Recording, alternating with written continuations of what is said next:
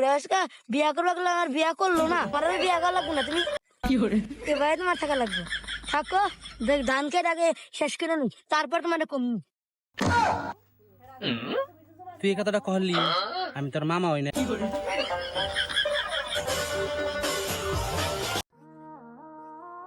কষ্ট করলে সফলতা আসবই, ঠিক আছে মামা? আজ থেকে 5 বছর ধরে তোমার মাঝে ধান কাটতে আসি, কেন একটা কাম লাগলো না, আর কাজ করলে বলে সফলতা